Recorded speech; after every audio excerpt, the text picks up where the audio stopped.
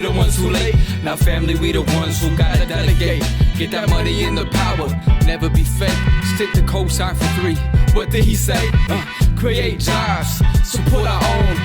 Educate the same and buy back your home. Got 3 degrees, triple 10. 3 PhDs, now we on the CNN. DBTV, let's talk about negligence. Ignorance is bliss, but we can turn it to intelligence. Believe none of what you hear, half of what you see. Let's break it down here on Dr. Boy's TV. Here we are. To the Black Financial Channel. That's theblackfinancialchannel.com. So if you want financial news and commentary from a daily perspective, or actually on a daily basis from a black perspective, then make sure you subscribe to theblackfinancialchannel.com. All right, so what I'm going to do real quick is, first of all, I want to wish you all a happy Friday. I hope that your day is going well. I hope your life is treating you good. I hope that you're not overreacting to all the chaos that's going on. And I thought that I would actually talk about something that maybe you haven't heard many people talk about, which is the good side of a quarantine, the good side of being able to actually be home with your family, home with your kids, to do all the things that you've been trying to find time to do but haven't had time to do it. What's going on, Larry Hurd? Good to see you, brother. I want to ask you guys real quick, am I the only one, or has anybody else noticed kind of a type of inner peace that maybe you felt as a result of being home from the during this crisis? Has anybody felt a little more peaceful? Maybe you enjoy sleeping in. You're getting to know your family members a little bit better. I heard my man Black Dot. I never met Black Dot, but I like him. Alicia likes his show more than she likes mine.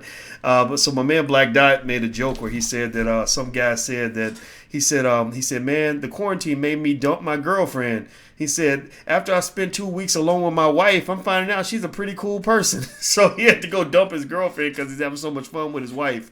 And so I thought that was kind of funny. So yeah, if you got a side chick, I imagine your relationship is in distress. At least one of them is. But anyway, with that said, I saw this article that I thought was really interesting, and I wanted to kind of maybe help you guys feel a little bit better about what we're dealing with. Let me just first of all, just make sure that we reflect quickly on the gravity of the situation that we're in, right? We're in the middle of a scenario where there is this virus that, where there's a controversy about how dangerous, how much danger we're really in one way or the other. And I think we can have that conversation later. But at the very least, it's a scenario where you are definitely, while the coronavirus, I think, infects maybe about 1 in every 900 people, 1 in every 800 or 900 people, and it kills 1 in every 26,000 people.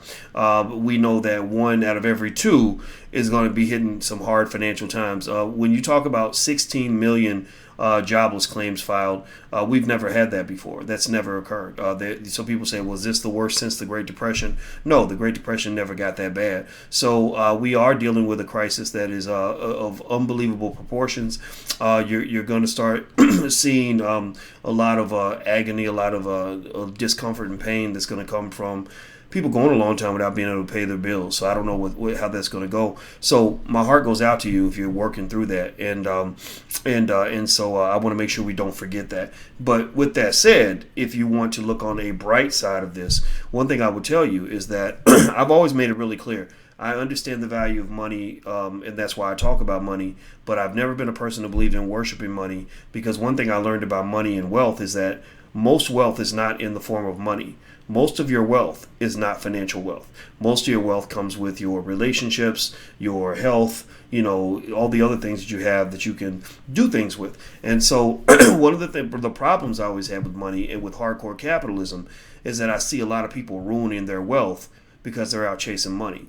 They destroy their wealth because they're trying to chase money. Well, how does that happen? Well, a lot of us spend more time. If you work on a corporate plantation, you spend more time with your boss than you spend with your kids. Give me a yes or no. Do you think that's natural? Do you think that a person is supposed to, in their life, spend more time with their boss? Especially when you're black and you don't even like your damn boss. He's a racist. He's a bastard. You're working with a little Donald Trump in your office. Do you think it's natural? Give me a yes or no. You think it's natural for a person to spend more time with their boss than with their kids? No, that's not natural. That's not natural.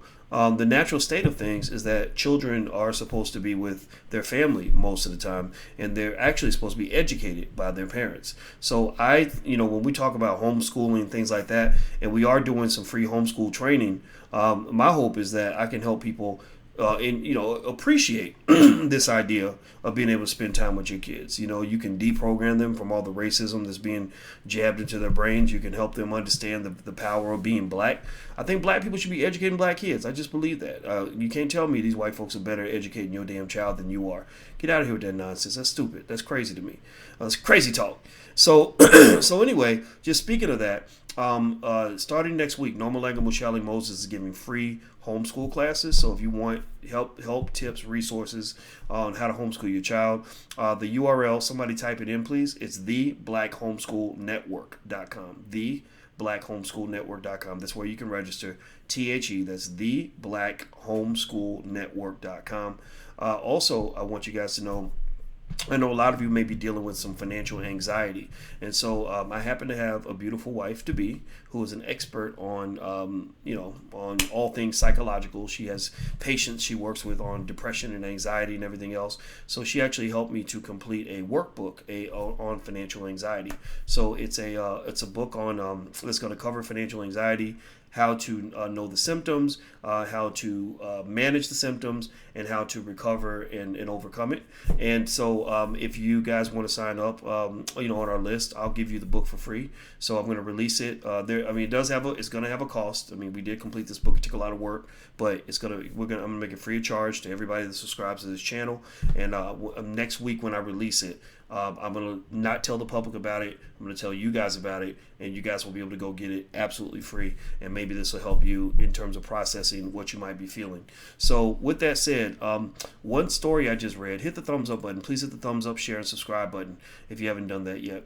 There's an article here on Yahoo Finance that basically says that they surveyed 1,036 respondents who consistently work 40 hours or more per week, far higher than the national average of 34.4 hours per week.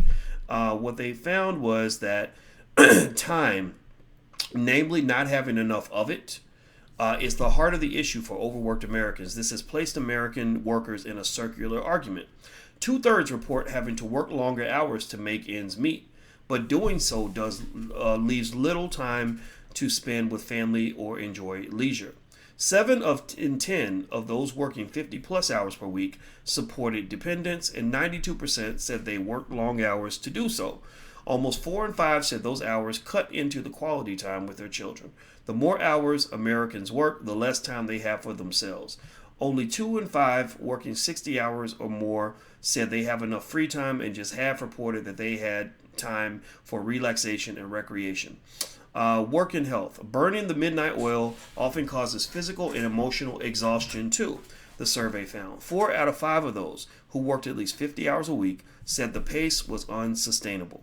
Worker stress can also lead to chronic absences at work and even workplace accidents. 1 in 4 working more than 50 hours a week said they made a potentially hazardous mistake at work because of stress or fatigue. The psychological and physical problems of burned out employees also cost the U.S. economy to the tune of $300 billion a year, according to the American Institute of Stress. But half the respondents in the Sleep Junkie survey who worked 50 plus hours per week were unaware of the link between long work hours and adverse effects on health and well-being. So here's what they're basically saying. Right now we're staying home, right, for good reason, because we feel that the coronavirus might kill us. Fine, no problem. Right. Just in case you didn't know, 80,000 people died from the flu last year, but I guess that didn't scare us. But 10,000 from, okay, fine. But here's the other thing. These things that out there that can kill us, that's not the only thing that can kill us. Many of us, before we were allowed to take this break, this natural break that was forced upon us, where we stopped, we reflected, we spent time doing the things that matter, many of us were already killing ourselves anyway. You talk about, for example, healthy immune systems to fight off viruses. Well, what do you think working 60 hours a week and not getting enough sleep does to your immune system? Give me a yes or no if you're aware of the impact on your immune system of working yourself into the ground and not get enough sleep. Does anybody know? Are you aware of that? Some of y'all, I know on the channel, I got a few people in here that are really into health, and then a few people who are not, and that's okay. But seriously, are you aware of what that does to your immune system? So when you're talking about survival, staying alive, and not just surviving, but actually thriving and prospering, you got to realize that is what we call in mathematics a multidimensional function that has a huge set of variables that you have to optimize all at the same time. What does that mean? Well, it means that, sure, we could talk all day about one thing, the coronavirus. Make sure I'm protected from coronavirus, right? I'm going to make sure I'm safe and all that. That's fine. But there are a million other things that are happening in your life that affect your physical and mental health. And so, these are things I grapple with. These are things I process through the years. I learned a long time ago that me and white people are like oil and water. I'm too smart to be around them. I am too assertive. And I know that I'm the kind of guy that's going to get fired on his day off. It doesn't matter how qualified I am or how brilliant I am or whatever I might think that I'm trying to be. It doesn't matter. I'm not going to do well in that space. Not just because of the 400-year legacy of oppressing black men like me, but also because the stress of racism actually kills black men at an early age. There was a Harvard professor that actually did a study and found that black men died the earliest largely because of racism, and the place they endure the most racism is at work.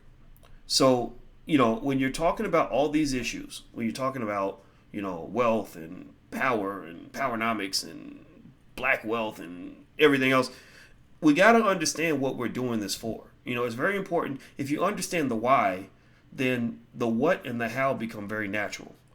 See, let me give you an example. When I first studied math, I didn't like it. It didn't do anything for me. I was like, why am I learning all this stuff? I don't want to learn it. It doesn't help me do anything. But then when I realized I wanted to get a PhD in finance and I needed math to become a good PhD student to get my doctorate, it was easy for me to study. I was naturally motivated because I had a goal. I had something that this was going to do for me, right? So because I had a why, I had a purpose, a sense of purpose, then everything else filled in the void, right? So for yourselves, for your children, what I encourage you to do is figure out what is your why. When you get out of bed in the morning, why are you getting out of bed? What is your purpose? What are you here for? What drives you? What makes you feel so good that it's damn near like being horny? Like, what is it about? What is it in your life? What dream do you have that gets you so excited that you can't control yourself, that you can't quit talking about it, that the passion is just off the chain? Figure out what that is and tap into that and make that part of your why, so that then when it's time to sit down and learn a new skill or have another meeting or read another book, it's going to be easy for you because you have the goal, the dream that's pulling you like a magnet to your destiny, right? So that's what you have to do. Most people, I believe a lot of people that become depressed or unhappy, it's because they don't have their sense of purpose. It's like, why get out of bed? What's the fucking point? I think people feel that way, and I think that's what causes them to feel depressed. Like, why would you get I've gone through that. When I started achieving my goals at a high level, so to speak, I remember thinking, gosh, now I don't have anything driving me anymore. Like, what's the point? I'm just staying in bed. Seriously. So I had to find a new why. I had to find a new sense of purpose.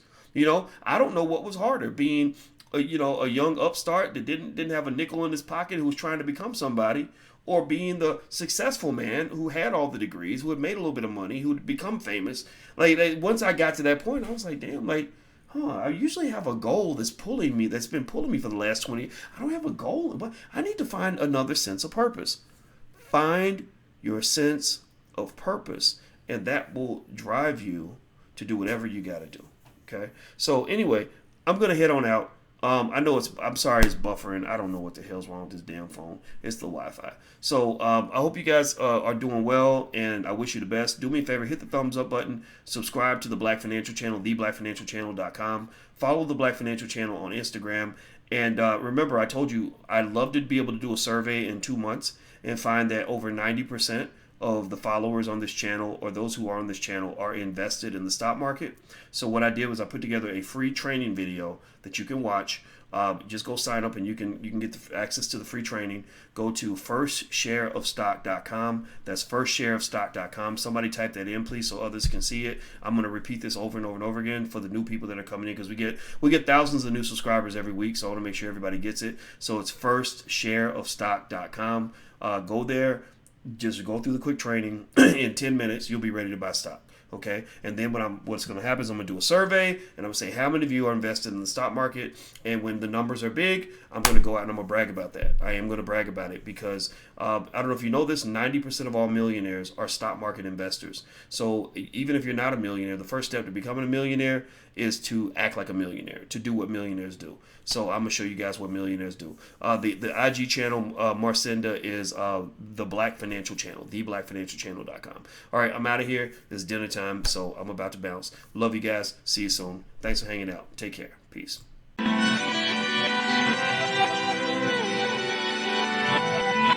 Here we are, clan the isms, cataclysm, great.